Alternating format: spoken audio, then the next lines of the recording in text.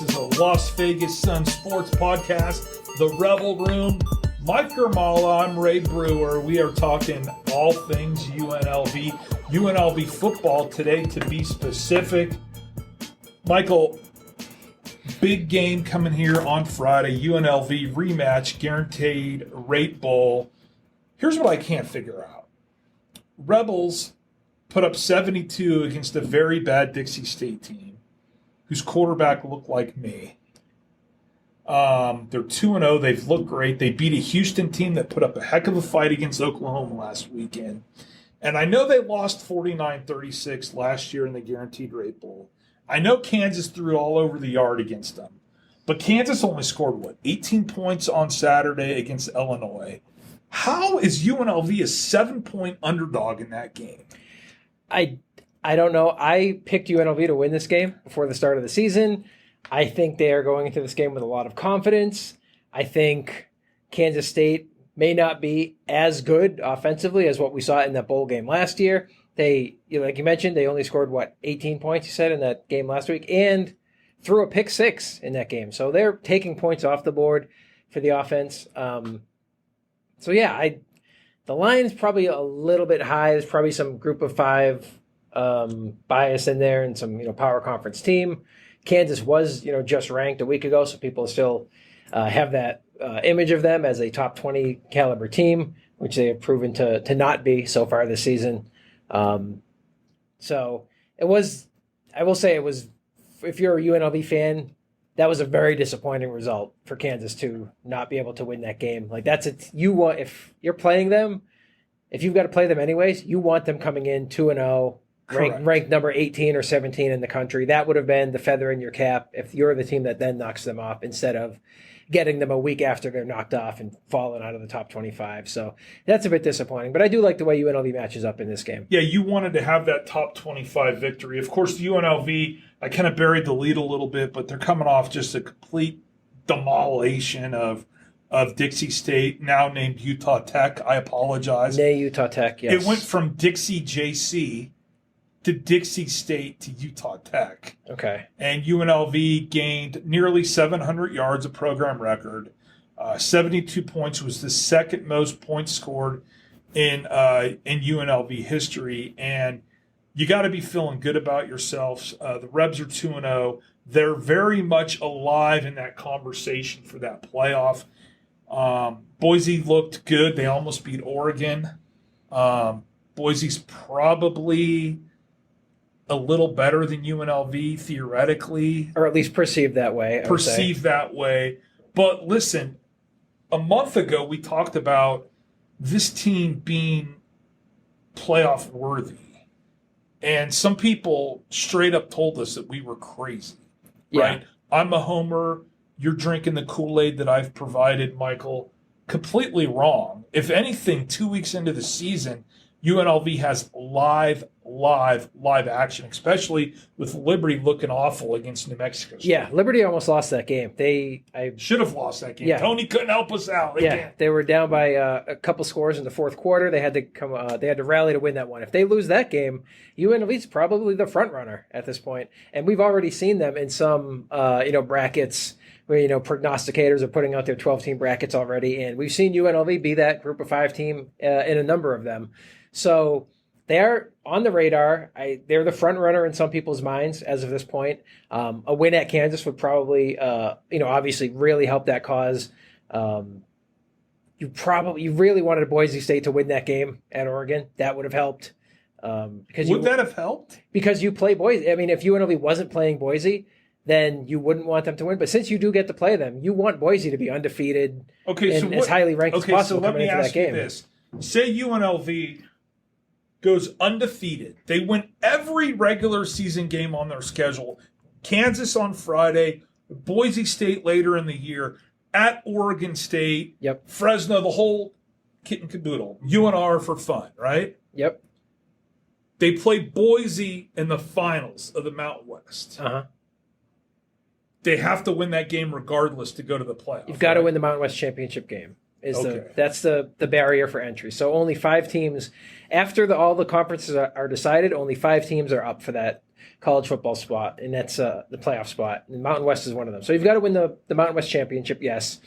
So say the playoffs were in place last year, and UNLV had won that Mountain West championship game, they probably wouldn't have made the college football playoff because they lost to Michigan, they lost to San Jose State, they had some losses in the regular season. And there were other group of 5 teams. Liberty go to like a BCS? Yes, and there were other group of 5 teams that were undefeated, so they probably wouldn't have made it. This year, you still got a chance to have that perfect or near perfect regular season, win the Mountain West. But for the strength of schedule, yes, you want Boise State to be undefeated. You want Oregon State to be undefeated with some quality wins. You want Syracuse to win a bunch of games like late in the year. Like at the end of the year, you want to be able to point and say, look, we had all these top 25 wins. So that when the committee sits down and all these humans make the decision of what team gets that spot, you want a good resume. So you don't want to beat a mediocre Boise State team. You want to beat a juggernaut Boise State team twice to get in there. So is that really difficult? Yes, but it's a difficult path, but there is a path. There is a path. That's the key. Yeah, I'm just saying it was kind of a disappointing weekend. It's tough for UNLV to win and score 72 points and win by 60 and still have it be a disappointing weekend, but it kind of was because of those Kansas and Boise State results. But they beat Kansas this week. You're going to see them in that 12 spot in a lot of these projections. So they really still have they control their own destiny, which is, I know it's only week 3, but they do control their own destiny. A lot of people see them as that playoff team right now. So is it too early in the show to make fun of Reno, or should I wait till the end? No, go ahead. I actually don't. What did they do this weekend? They lost at home at the buzzer to Georgia Southern. Oh, that's tough. Okay. So that's the team that Boise State played in. Wait, didn't Boise play them in week 1, Georgia Southern? Now I'm starting to doubt myself. I don't know. I thought that. Why am I all of a sudden the Reno expert? That's what I want to know. I don't know. I'll look up this Boise State schedule. You look up the Reno. But what happened in that Reno game? So, anyways, I've got a friend who his son plays for UNR. Okay, we talked about this last week too.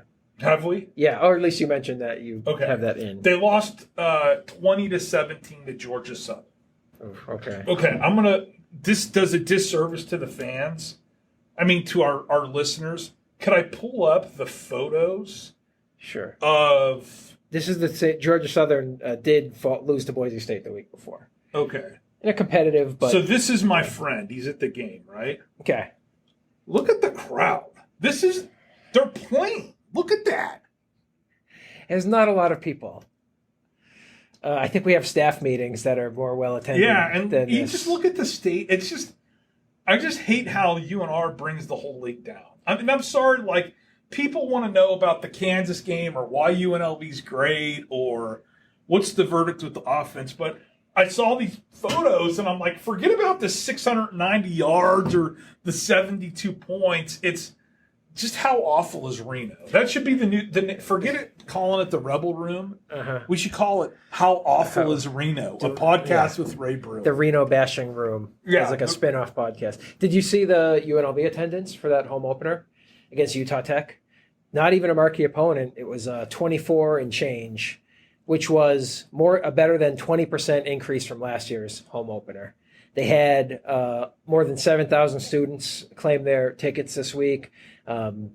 Pretty much most of the lower bowl was filled. There was a pretty nice atmosphere, and obviously it's not like a roaring crowd that's like it's not frenzied. You're not going to get that in a 60,000 seat stadium. But for for the circumstances they have and the type of program they're trying to build, I thought it was a pretty nice showing, especially considered the opponent. Like if you extrapolate that and they keep winning and they get to Boise State, you're probably going to be expecting a pretty good crowd now, like maybe 29, 30, something like that, if they can, for big games. And the bottom line is it's still affordable if you want to get to Allegiant Stadium because it's this new venue, you can't afford Raiders tickets or you can't afford to go to a concert, like you're not going to go to Garth Brooks, right? Spending $20 or $30 for a Rebel game or whatever a ticket costs and taking the bus at Green Valley Ranch like we've both done is a great. It's a bargain. Yeah, no, it's good. If I didn't get press entry to these games, UNLV would be basically the ticket I would use to check out Allegiant Stadium for sure. But yeah, it's just I was encouraged by if you're going to tell me that 24,000 is like the baseline to draw against a team like Utah Tech, that gives me hope that for the next 5 home games at least you'll have pretty nice crowds that can at least. Barry Odom said they made an impact on the game, which is all you can ask for as you're building a program. So I thought that was good. And it's tough to. I was going to ask you like, well, how did so and so look? But Dixie State was so bad. They were not a fast team. I was just like, yeah. Over the years, they brought in some dogs, right? Howard beat UNLV, Southern Utah, Northern Arizona. You get the rotation, right? And then there's like the Idaho State game where it was like Tony's first win. They put up 1 million points. Yes. Right, against Idaho State. This reminded me of this. This was like a high school team going out there. So everybody looked good. But still, I think they're better than Kansas going into this game. I think they also believe they're better than Kansas. What was the decide? So you go back to that game. What was the deciding factor in that game? What separated Kansas from UNLV? For me, I know the answer. For me, it's not for you. It's for everybody. It's the jump balls. It's the deep balls in the secondary. They couldn't compete athletically. Kansas, anytime they wanted to throw the ball down the field, they gained 35, 40 yards just by being bigger, more athletic, jumping higher, coming down with the ball. UNLV made a point in the offseason. They said we need to get longer and more athletic in the secondary. You've seen it in the first 2 weeks. Tony Grimes playing great at one of the cornerbacks. Jalen Catalon, transfer from Texas, all over the field. Couple interceptions in week 1. Had a sack this week, a tackle for loss. He's making plays. So they're more equipped to deal with that this year. And then Kansas, through the first 2 games now, I haven't seen all their snaps. I haven't watched the complete games, but just what I've caught of them, their passing game is not what it was against UNLV in that guaranteed rate bowl. They're not slinging it all over the field and just creating chunk plays like it's easy. So if they're coming back to the median and UNLV is getting better in that area, I don't see why. I didn't see anything else on the field in that bowl game where I thought Kansas was just like much more talented or better than them, except in those jump balls. So if UNLV closed the gap there, I think that they're going into this game, they should be feeling like they can win. Is there, say, game starts, Kansas throws for a long touchdown. Yeah. Is there somewhere in the mindset of the players where they're like, oh, here we go again? Maybe but the interesting thing is that, like I mentioned, the guys who were responsible for that last year are mostly gone. And the guys that are now going to be defending those plays are newcomers who were not here last year. Catalon, Tony Grimes. So, and then the key returner, Cameron Oliver, who's your number 1 corner, he was the guy who had 2 interceptions in that game, and he picked off a jump ball in the end zone on a fade. So he's a guy who didn't acquitted himself nicely in that game. He's back. The newcomers look great. So it's not really it's the only holdovers from the secondary are guys who played well in that game. So for me, okay. So you've been covering the team how many years? For the Sun, like 7 years now. Okay. Why do you think? And I'm setting you up here. Sure. If you get this right, you know how I'm thinking, and we end the show. Okay. And this has nothing to do with Reno. Okay. Why do you think this year of UNLV football is different than others? In terms of on the field? Just mentality of good question. Good clarifying question. Okay. Why do you think this season of UNLV football is different from a fan's perspective? Because I think people believe in this team, whereas before you were always expecting things to go wrong.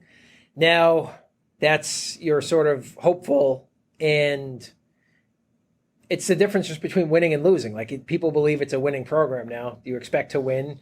You've got good players. You've got depth. It's just a well-run program. Okay, could I? So for me, I gave you like 5 things there. I've covered all my bases. Kind of right. Kind of what I'm getting for. Look at this. What are they? 2-0, 1-0 at home. 2-0. Yeah.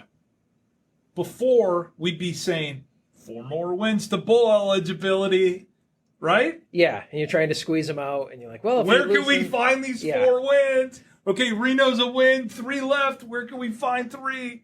Right now, we're not even talking about bowl eligibility. The expectations have been elevated significantly. Okay, we're talking about it. We started off talking about college football playoffs. Correct.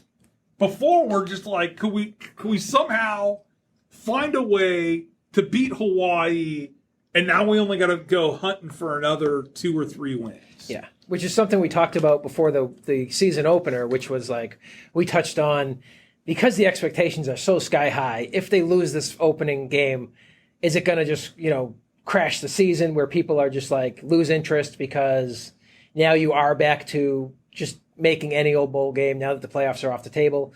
But they won, and now we're still talking playoffs into week 3, which is the quarter poll, and we're still talking playoffs. So, yeah, just that they've got everyone excited, and that's something true, honest excitement around the program is something that we really haven't seen except for, I don't know, maybe that first season under Sanchez when they won in Reno. The game, it wasn't on the last weekend of the season back then. I believe they played earlier in the year. Nevada Day. Yeah, and they won. He hurdled over the stanchion on the side of the field. Everyone was going crazy. There was some, modest excitement. Oh, maybe they made the right call in bringing in Tony Sanchez. Maybe he is the guy. And that was right after they announced the funding for the Fertitta building. But since then, really nothing to get excited about. And now, not only are people excited, you turned it up to 100, like the very highest level it can be for a group of 5 program. And they're going to be on ESPN, marquee spot, Friday night. I hate football on Friday. Football, ESPN should be for preps on Friday night, not high school. You will be happy with Barry Odom in the press conference today. Someone asked him about how he feels about Friday nights because UNLV plays 5 Friday games this season, almost half their schedule. And that's what he said. He said, I'm an old school guy. I used to coach high school football. To me, Friday is for high schools. I wish we didn't play on Fridays, but the exposure is nice, but he thinks it's for the high school. So you have a comrade in Barry Odom. God bless. That's that's the best thing I've heard in a while. And for coaches, you want to get out and recruit on Friday nights. Like if this Kansas game was on a Saturday, they would fly in on Friday. The coaching staff would disperse because Odom recruits that area, and they would go see a couple of guys that maybe are playing or do some visits or whatever, and then coach that game. So it does make a little bit of a difference. But yes, you would have liked his answer. Yeah, get through Friday night. You get 15 days off, and so you get Fresno at home. Chance to kind of, I wouldn't say hit the reset button, but figure out what's been working, what you need to tighten a little bit. Being 3-0 with 2 road wins, which remember they go coaching staffs. Power conference road wins. Correct. If they pull it out, that would be, without going through one by one, I've got to feel like that's the best resume at the quarter point of any group of 5 team if they win on Friday. So you saw a little bit so Ricky White had like 2 for 12 in the first game against Houston. And then you knew he was going to get the ball a lot against Dixie State. And boy, he had 3 touchdown passes in the first quarter alone. I say he's the best player on the field come Friday. And UNLV would be crazy not to get him heavily involved. Yeah, that's what I wrote about in my post game, was that the first play that UNLV ran was an end around to Ricky White. Like, we're not even going to take the chance of like running a pass play. We're just going to hand it to you because we want you involved. Play one. Here's the ball. Let's go from here. And he was great against Kansas in the bowl game.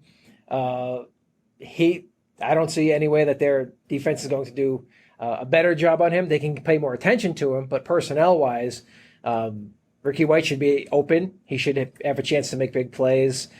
I wanted to get your thoughts on a different guy, not to completely turn the conversation, but you have experience with Greg Burrell, who was a freshman running back. Stud. He got some touches in week 1 and did some things. Junior year.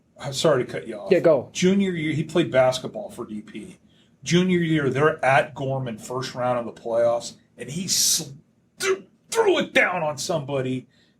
They almost won that game in an upset. He had such great hops, and what a great get on the recruiting trail by Odom. He's the real deal, man. Yeah. So he was nagging injuries senior year. Like, what was his? What was going on in senior sometimes year? at DP, things get disorganized real quick. Okay. But he was always the real deal. Okay. Great athlete. This is a great get by UNLV. Yeah, because he's come in week 2.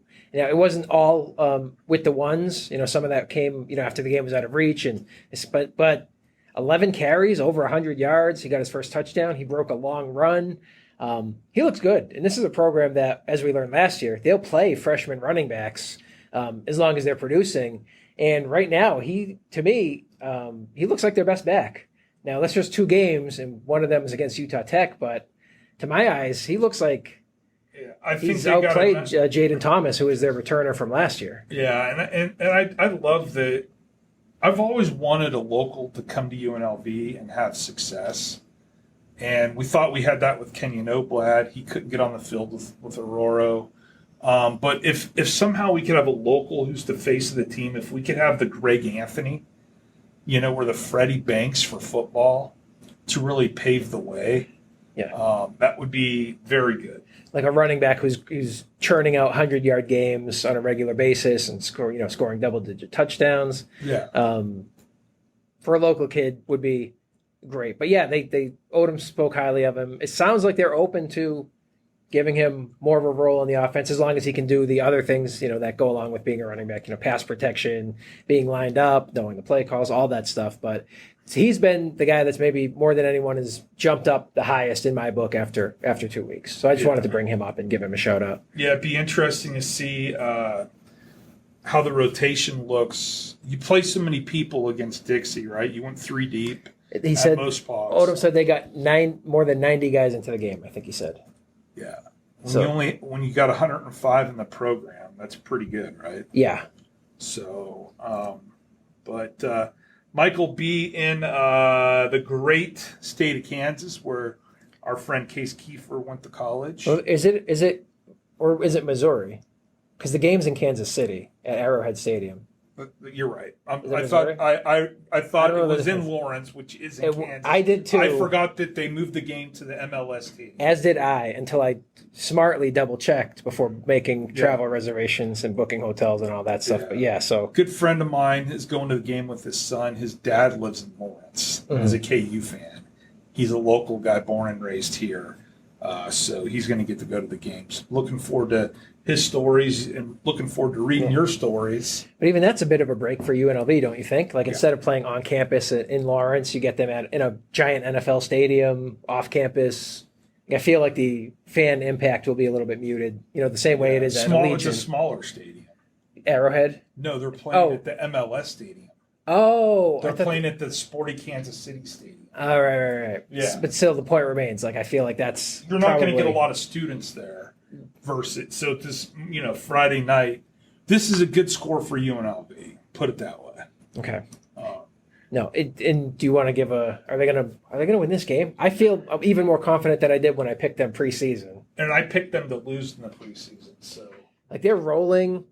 One thing I would have liked to see is their quarterback maybe play a full game by this point. Like Sluka, like he's only got a half again. Like half. I know you can't throw him out there for the entire 60 minutes against Utah Tech, but rep wise, I would have liked him to have more of a command at this point. But I mean, UNLV has looked great. Like they could not be any better position going into this game. So I'm pretty confident that they're going to go in and win. And I'd like to think Barry Odom was smart enough not to show a lot in these initial, in the Dixie State game. I keep calling them Dixie State. Sorry.